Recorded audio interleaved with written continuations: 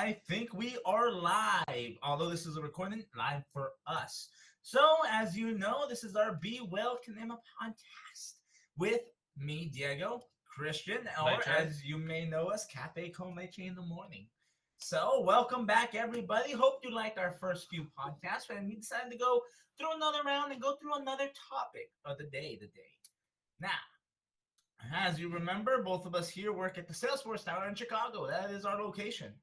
And in this podcast, we will be talking about what is the best use of equipment, meaning which one is better to use, barbells, kettlebells, bands, body weights, dumbbells. I don't know. The answer may surprise you. Maybe nothing. Maybe just pure running. Who knows? And that's what we're going to break down today. Don't you worry. We're going to go through each one, and then we're going to give our opinions of why we like this and why we like that, because technically the answer for us is all the above. Yes. What? Who would have thought? I know. Shut the front door. Am I right? So, with that being said, yeah, we're going to run through it. We're going to start with basic things such as body weight. Why? Or some people would call it calisthenics.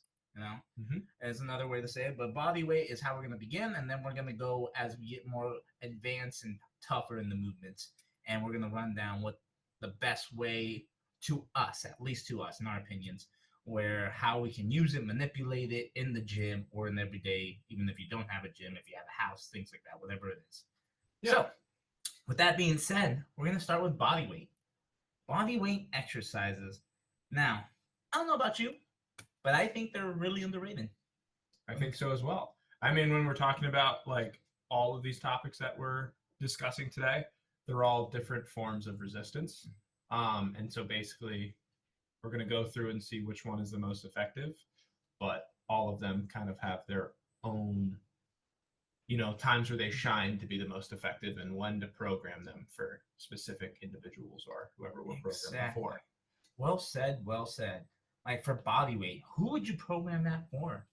Probably people new to any sort of weightlifting or resistance training. Maybe an elderly population, especially if we're talking about general population clients as well. Introducing into the door, if this is their first time working out or they haven't worked out in a long time, this is probably the best way and the safest way to kind of do it. If an 80-year-old woman came in, I'm not going to put her on a barbell back squat, probably, maybe just start with a quarter squat of just her own body weight, because those tendons and muscles probably not up to par as what they used to be. I get you. So that's how we do it. So you gradually introduce load to any sort of individual client that you have, so you don't really scare them away or injure them. Yes, injuring is very key. You gotta make sure they're safe first and foremost. And the great thing about new beginners who come in, especially when it comes to exercise, like body weight, it's everywhere. So even if you don't want to go to the gym, some people might think the gym is scary. They're like, ooh, real tough. Well, that's a great thing about body weight is as long as you got these two and you got enough space to go anywhere, you can basically do it. Yeah. So I can squat whenever I want to squat. I can do a push-up whenever I want to do a push-up. And most people think when it comes to body weights, the workouts are real simple. And there's like, I can't do really much with it. Well, in a sense, you can manipulate it. So yes, we would also give it to our beginner clients, but don't think it's such a beginner level where there's no room for body weights for advanced people as well. There's always going to be space to make something challenging. Like one thing I like to play around with is tempo on certain things. I guarantee you with a body weight exercise, I can make you sore or feel a pump after it. I don't have to have weight for it at all. That's true. ISO split squats, holding a position with body weight, they're awful. No one likes to do them. But yeah, it's a body weight exercise that no matter the training age of an individual, it's like there's still beneficial improvements that you can make off of body weight exercise. For example, I remember having a beginner in class and they didn't want to touch weights. More than fine. All we did was this. Oh yeah. That motion. They're like, what's this going to do? I was like, give it a little time. People at desk jobs that don't move their scapulae anywhere.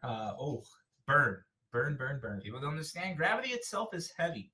So gravity is pulling you down. So body weight can always be done in a great sense to get yourself started. Yeah. Right? Your own body weight and then gravity added to it. That is more than enough resistance to be getting yourself at least a foot in the door, and then getting yourself into these other lists that we'll get into in other modalities when it comes to strength training. Now, I do body weight too. I do body weight a lot of the time as well because I also think body weight helps with body control. And a lot of people do not have a lot of, at least they don't have great body control, although people I work with. Yeah. And body weight exercises to me is a great way to just show that. Be like, all right, let's see how you do a push up, but keep your body all still. Yeah, you know? exactly. Don't That's like core coordination, all of it. Like if you're able to throw around big weight, but you can't hold like a simple plank, you've got an issue. You know, there's muscular imbalances. There's something wrong with your kinetic chain, and that's something that we should tackle, and everything should be improved. Now, from body weight, then once you do and you get mastered, because some people are like, once they do body weight, I don't want people to just do body weight by themselves. It's nothing wrong with it if you love it, absolutely by all means. But I do want to add weight eventually so we can progress in tougher lifts. So after body weight, I would probably start playing with the dumbbells. Yes. That is especially because dumbbells are everywhere, and like you can't go to a gym or even a corporate gym or an office gym, a home gym. It's rare that no one has dumbbells. Like every gym's going to have a dumbbell. Yeah, every gym is going to have a dumbbell, no matter how sad your gym, like a hotel gym will have dumbbells. You can get cheap dumbbells off of Amazon. It's not, you don't have to look for the highest quality dumbbell in the world. You can find something that's pretty cheap. It's weight. That's all you're trying to find. Iron is weight. Is iron. And you can find things even around the house that could counteract this dumbbells if you somehow don't have them. When would we start introducing dumbbells? Dumbbells, it all depends still as well. But if we're still going kind of back to like the beginner client or an elderly client as well, you start to do it, after we've built up some like resilience in our muscles and our tendons, so we can start to add some load. A big thing, even though it's like kind of old news, is like progressive overload. That's how we're gonna basically improve and be able to do more weights. You're gonna have to force yourself to do it, force the body to make those, actual adaptations. And so dumbbells are a great way to do it. I think number one, mainly because so many people have muscular imbalances between their left and right sides. So if someone just comes into the gym and starts doing a barbell bench, the one side that's stronger is probably going to take over a lot easier. So the one way we could separate that is have a dumbbell in each hand, strengthen both sides. That's absolutely. And the great thing about it, it's such a forgiving piece of equipment, like it will move around your body. So say like a barbell bench, it's a straight line. There's really nothing you can go around, but dumbbells, and keep them here, there, all over. I can do all this. I'm not going to press like that, obviously, but I can if I wanted to. And that's the beautiful thing about dumbbells is I can work them around my body instead of me having to work around the dumbbells. Yeah. And that brings up another thing of like, even with safety of things, like my dad, he was doing a front squat in my basement back at home, and had to dump the bar at the bottom because he got stuck and tore his rotator cuff. So dumbbells, they're a lot easier to dump than an actual barbell. My dad shouldn't have been squatting with a bar, being 68 years old. Matthew, when will we ever learn? Shout out to my pops. Papa Leche is doing well now. Just in he case is. anybody He just had his surgery. Fully on the way to road to recovery. But that is a good point you bring, safety, because dumbbells are probably, when it comes to weights, the safest weight you can move. Yeah. Because when they, again, dumping them is real easy. So say I did a squat and I had them to my side, I let go. Yep. They just go to the ground. As long as they're not bouncing around, I'm aware of my recognition of space. Because if I do have 200s on my hands and I let them go and they bounce around to get my ankles, it has gotten me, sadly. Then the injuries obviously can be a little bit more severe. So as long as you're aware of your space, they're much more safer to drop. Because if I was aware of my space with a barbell, it's still harder to bail on that than it is with a dumbbell. And there's technique that goes into like dumping a barbell. Like yes. You don't go in there and just know how to. There's specific ways that you should learn how to. If you get stuck or pinned on anything, you know how to dump a barbell. But there's also, safety pins and all that. But still, at the end of the day, it's very unsafe dumping a barbell. Even if you are a trained professional in a way, there's still a lot more risk with dumping a barbell versus dumping dumbbells. Yeah, so the great thing about dumbbells is work around the body, much safer, Mhm. and it still puts a great adaptation to the body, so we can always make great progress with it. Like Yeah. I am always, I know I said I do body weight. I also do a lot of dumbbells too. There's fantastic stuff. I always give it to every single client. Nobody does never not get a dumbbell. Yep. Now, speaking of the barbell and the safety issues, that is what we're going to discuss next. Is why the barbell. Now we get a little bit more advanced when it comes to lifting. When you're now progressing and getting even better. So eventually, when I do have new clients, maybe we do have them too. At times, depending on the lift I give them, we might go barbell first, depending on the lift. It all depends. But usually, that's not the case. That's not the case usually. So barbells is something that people just don't go into. You really have to earn the right to use.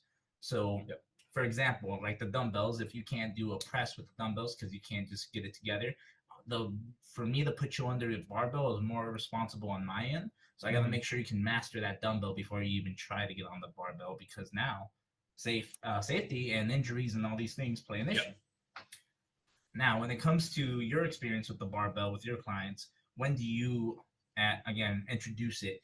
After would you say what week of, or I wouldn't say there's a specific time frame. I think it's more so of when the individual client has built up either the knowledge to use it, like, and kind of the awareness of what they're doing. You can kind of see who has like coordination and who doesn't, kind of right off the bat after like a certain few lifts, just of body weight and dumbbell exercises. So you know who you can like put a bar with or a bar on, for specific ones. But like if we're really talking about just like when do I program a barbell, it comes down to like what I know as a trainer, knowing like what they can do and kind of how solid they are, because it does starts with a foundation. I think body weight and dumbbells really get you that. And I would say more of an intermediate lifter, at least, a few months of training under their belt if they've never touched a barbell before. If we're talking about youth people, like I've trained youth athletes before, like they aren't touching barbells until they're like 14 plus, and that means they've been training for a little bit with us or something like that. But it's also, the thing about barbells is like there's specific exercises I think that you can bias like towards strength. Like barbell exercises, you're not really like, sure, you can use them for hypertrophy, but like I'm not programming them unless we're doing, bigger lifts. Like we want some weight on the bar. Again, it comes back to like the work capacity. You have to build up to that. But there are barbells that are light. Like there's women's barbells that are 10 pounds lighter, that are 35 pounds rather than the traditional 45. There's also training barbells, which I think are like 15 pounds that you can get for, and that's always good for especially finding and kind of feeling how it feels, because it is different from, doing a bench with dumbbell press or a bench press with an actual barbell. And then another thing with the barbell is a lot of people don't realize is, especially so as trainers, you would think we all use barbells. I don't use them much, mostly for one issue only, and it's mobility. I don't have the mobility. I would love to do a back squat. It's very beneficial. It's amazing. But my arms cannot get underneath and rotate, and my elbows can't drive underneath that bar because I don't have enough external and internal rotation in my arms. So a lot of the things would have to stop people from using a barbell is mobility itself. Now that is something I would also work on with a lot of people. So if you're not a mobile person, I'm not saying you can't use a barbell. There's different ways of manipulating it. Obviously, once you build a good foundation. Like instead of front squatting or back squatting, I xerxer squat because that's what I'm allowed to do because my mobility can't get there on the others. So you can use one, but I would always strongly recommend before you even get underneath a barbell is really make sure your mobility is on point, or at least good enough. Trying to get it to good enough, because sadly mine right now is not good enough, so I'm probably not going to put myself in those positions. But for most times we can get them there. We can get them there. And that's the key part, is making sure your trainer, or if you're training by yourself, you realize like, hey, my mobility is not there. Maybe I'm never going to touch a barbell. Well, before you even think about that, let's see, hey, can I fix my mobility to get into that barbell? Yeah. And I would say a lot of people, especially just general population, just people that we have in corporate fitness, a lot of them have desk jobs. They sit in, spine is fully flexed forward, like rounded back. a lot of them have very, very, very poor external rotation on a shoulder. And if you've ever done, a back squat before and you don't know if you have poor external rotation or not, if you feel your shoulders lighting up when that bar is right back behind your shoulders, like you know that you have poor external rotation. That's why I like to program a little bit more of a front squat too. But then that also brings up the mobility of your wrists and like how basically loose your muscles are stretched. Tight triceps can also cause a lot of stuff with that, but mainly like wrist mobility. And sitting at a desk doesn't help with wrist mobility either. Typing all day using a mouse, keyboard, But your finger strength, finger strength, yeah, impeccable. Let me tell you, there's always different ways, and it's not like don't use a barbell unless you've done this or have good external rotation. There's works around it. You just have to be working on everything. There's not, that's why we always train full body and stuff like that. Yes. We don't do the bro split really that much. Which, especially one thing I wanted to mention as well, the safety issues of the barbell and how forgiving it is. So that's the one thing you just need to remember is, hey, this barbell, like the dumbbell, you can move, the dumbbell will move around you, and that's totally fine. Sadly, the barbell is not that piece of equipment where it's not going to move around you. I remember one course I took where they told me where, hey, you're not in charge of the barbell, as you're just working around it as much as you can. So that's going to be, if it sucks, just know that it's going to suck for a bit until we fix it. But don't you worry, it is fixable and it is workable. But the barbell is a great piece of equipment that should be put in there. Because I still do barbell bench, I love it. I love a barbell bench. Out of them shoulders. Out of them shoulders. They hurt. But from there on in, after a barbell, so I really got into the kettlebells because of the mobility issues of a barbell. Because a little bit like the dumbbell, it works around my body.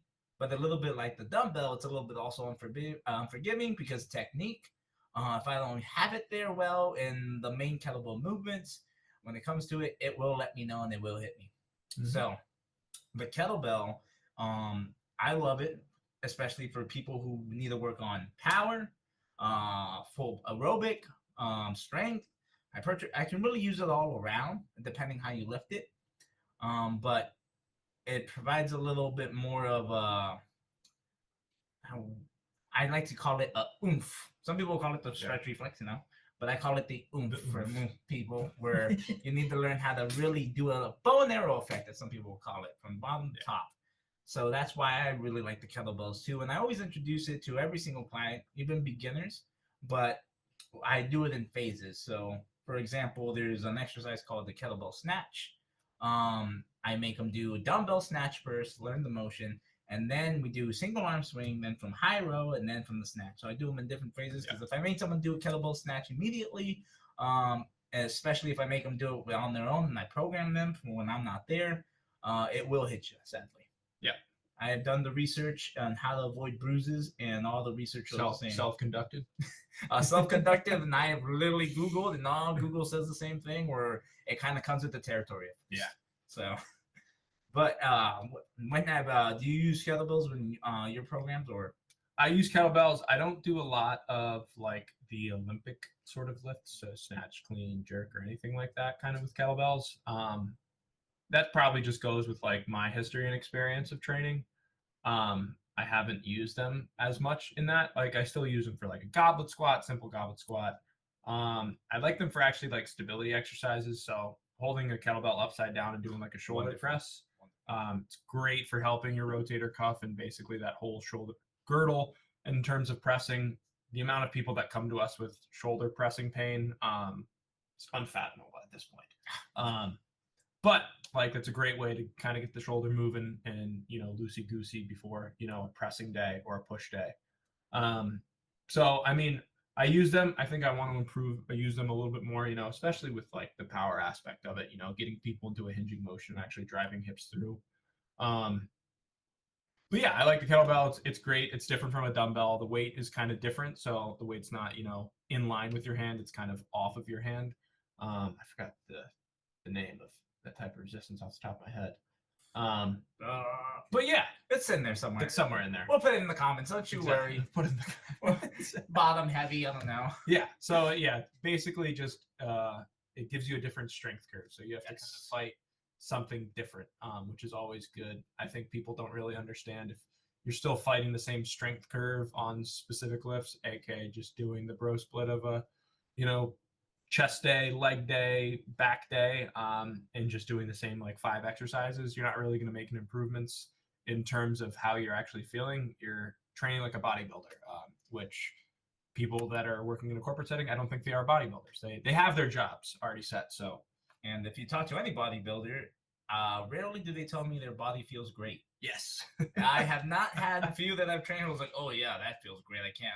My shoulders are growing wonderful. yeah, Nothing's burning right now. pretty much. So when it comes to those, that's why we do usually follow to the full body when all these things. Yeah. Because again, our job is just try to feel as good as possible. That's really it. Yeah. And then kettlebells, they have this thing called the what the hell effect is what they call it in the world. So if you want to know what the hell effect is, it means that it improves different areas where different ends of the spectrum of athletes. So let's say the slowest twitch of a man who's a marathon runner to the fastest twitch of a man, which is probably powerlifter, Olympic lifter, things like that. It provides both benefits with the same exercise, and they're like, "What the heck is that?" Pretty much. Now, one thing that people probably the most ignored pieces of equipment, maybe to me in the gym, because I mean, it's not really advertised as much as the other equipments are the accessories. You know, bands, TRX ropes, chains, battle ropes, things like that, sandbags, and that doesn't get much. Like actually, we have one piece of equipment that's an accessory here that I'm going to show us. Oh yeah, like these bad boys to our clients, they hate it. They absolutely hate it. There it is. Fat grips. Fat grips. But since it's not advertised, people wouldn't know about it and wouldn't know the benefits about it, of how they use it. We love it. We love it. Our grip is fantastic. Calluses are all here. Oh yeah. You know? And that's the thing is when I have my clients and I introduce them to these accessories, they're like, I didn't even know this could be that hard. Yeah. And I think that's a big misconception because they believe barbells are the hardest things in the world. They're like, oh, that sucks. That was tough. And when I give them bands, I was like, that was just as tough as a barbell. And there's ways you can manipulate these things to make them just as hard as any other lift that you have. If not harder. If not harder. Yeah. And I think that's where people kind of they get lost in like whatever their program they found that, you know, like on YouTube or something like that, and they wonder why they've plateaued kind of in certain lifts. And granted, you know, it could be a variety of factors in terms of they haven't done any progressive overload, they haven't tried to change load or challenge themselves, or they feel like they're actually not getting stronger, you know, come to diet or something like that. But like when we talk about bands and chains, like those are types of accommodating resistance. They're similar, but they differ in a type of way, but they make different portions of a lift harder or easier with a certain amount of weight on there. So like chains, that's accommodating resistance of like, it's a linear curve of how it strengthens the curve. So it's like when a chain is on the ground from a lift or a specific lift, you know, it's lighter. And as you move through the lift, more chains are going to be pulled off the ground, aka the load is going onto your muscle and the tension is there. And so it makes the lift harder, but you're usually stronger as you push through an actual lift. But that's basically a spike in telling your body that I need to adapt, accommodate this resistance. You know, I need to get stronger here. So that's always like a fun thing. And then bands, they're not specifically linear just because it's a band, it's elastic. It's not specific weight. So it's more of a variable kind of resistance curve as it goes up, but it still gets harder as you push through it. So like the most resistance is going to be at like the top or how much that band is stretched. So I use these things like all the time, especially if I'm seeing any of my clients kind of just baselining, you know, we're not improving week to week. Granted, that could be that they're not coming to the gym enough, you know, they're going on the weekends drinking. So it could also use it as a punishment as well. Exactly. But we won't let them know. Unless they watch this podcast. Unless Give them a like, time. please. All right, guys. But with that being said, like yours, like what equipment do you use the most and what equipment do you use the least in your own programs when you do your own workouts? Because all what we name is fantastic, and you're gonna see that some of us differ from others. So he likes this more than I like that more. And the idea here that we're trying to provide you right now is that everything is great, but it all depends on who you are and what you're doing because everyone's different. And that's what you're gonna make sure you put into your program. So if you're someone who's not mobile like I am, I'm a freaking tree. You gotta come to mobility class, dude. Oh, dude, I'm mobility Mondays, guys. Make sure you put it in there. 12:15. 12:15. And if you're a tree like me, it's hard to wrap around the barbell, but I still love barbell benching. Yeah. I feel like the strongest man in the world, even though my grunts are not that great. They're like, as I'm like pushing through with mass power. But because I'm not mobile, I can't really do a back squat. So for me, you tell me what my most used piece of equipment is, and I'll tell you what yours is. Yours is probably I would say barbell or dumbbells. No, think of other things. Nothing that we discussed today, actually. Nothing that we discussed. I'm using it. Every single person. The wedges. The wedges. Yes. So actually go to explain why people should be using wedges. That's an accessory that I think is especially, I would say 90% of the world needs it. Yeah. As soon as I started working here, I told Chef Amanda, I was like, we need wedges right now. Squatting wedges, all right? So basically wedges, what they do is they kind of take your ankle mobility out of it. Ankle mobility can be improved for most people. It really kind of just depends. Some people, it's kind of impossible to improve your ankle mobility just based off of like your anatomical structure. Like I have very poor ankle mobility. I have high arches. That's not something I can fix unless I literally get like a bone removed out of my foot. But people that have, like flat feet or just normal size arches, you can usually improve their ankle mobility through certain techniques and loaded stretching. But right out of the gate, ankle mobility is usually the biggest factor of like what someone's kind of like squat looks like. Based on how much knee flexion they can get, that's going to tell us how much like muscle we can kind of grow.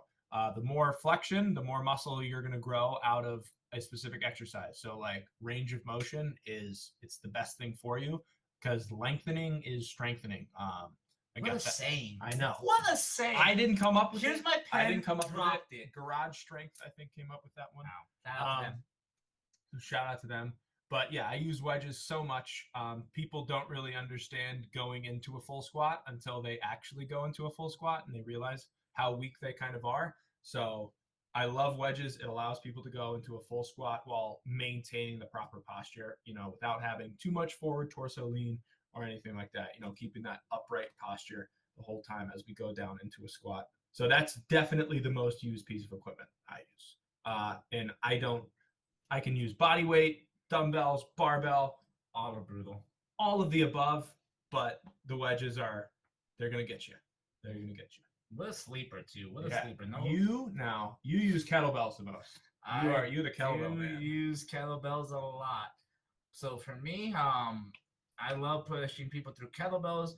All depends. It all depends for people's goals. If they come to me with hypertrophy, I'm probably gonna stick more to dumbbells. I'll still use some kettlebells or some barbells, but for kettlebells, I use it especially for the corporate worker. They're just not mobile. They have zero mind and body connection. They're just not. And a lot of my clients are female clients, and they have this one thing that everybody, at least most of them, tell me, where they want to get. And this is a term I've learned. There's a term I've learned. I did not know what it meant. Snatched. Now, when you ask me snatched, I've heard this one. I think kettlebell. I'm like, oh, absolutely. We can snatch for days. Do you mind bruises? And they're like, wait, what? And that's not the snatch they meant. So I was like, okay, maybe like the kidnapping. That's the only other term I think know. that photo when I was a freshman in college, I was pretty snatched. Dude, you were very snatched. I was pretty snatched. And right now we are getting on the term getting snatched together, which we use kettlebells to help us get there. Of course. Now, the term they meant was to get slimmed down. They slim down is basically what it means, but I've never heard the term in my life. So for women, it's much tougher for them to slim down than it is for men. Yeah. So when I do get them here, they rarely, at least my clients, I'm only using my clients as the example. I won't speak for everybody, but my clients don't really go out to the gym besides with me. So I have to do the most possible, the most effective, the most calorie burns, the most basically everything you can think of in those 2 sessions. And kettlebells is a great way to do it all. Power, aerobic, strengthening, even hypertrophy, stability. And that's why I like to use it, because it just helps me get most of these within the short period with just this piece of equipment. So if it's complex I'm going through, or if it's just even one exercise like a kettlebell swing, most of it is full body, the main kettlebell movement. So when I say the main kettlebell movements, I mean swing, snatch, clean, press, and depending on the world you go to, the get up or twist. Those are in the air of who wants to put those, and the squat, and that's why I like using kettlebells for most people. And for me, it's just because lack of mobility, like a loser. But mobility Mondays, I'll be there. Oh yeah, write it down. I'm Put it gonna on my schedule. hold you accountable. I know where you work. But yes, I'm a kettlebell guy. He's a wedge guy, and together we're just a dynamic duo, cafe con leche. You know? Yeah. So basically, to answer the question of the day, what is the best piece of equipment to use? Our answer is all the above. All of it. All of it. It may surprise you. I know. I'm shocked. There's a time and place for it all. There really is. So if you're scared of using the barbell, I recommend you either find a trainer, work with a trainer, or even find something light. It can be a pike, something even weightless, a weightless bar. Where by weightless I mean one of those pikes where you just mess around with the form and using that, because it's just a great way to at least evolve and adapt your game as you go into the gym. And so from body weight to barbells to kettlebells to bands to wedges to fat grips, everything I believe should be used in the gym. If we have it, might as well use it. We have it, we use it. Exactly. Now, that being said, that's basically the end of our discussion today. Again, as always, if you have any questions that we didn't discuss through, please feel free to mention in the comments, and we will try to get back to you as soon as we can. And other than that, my name's Diego. This is Christian. Together, we're Cafe Con Leche in the morning. Thank you guys for tuning in, and hopefully we see you on the next episode. Oh, yeah. See you later.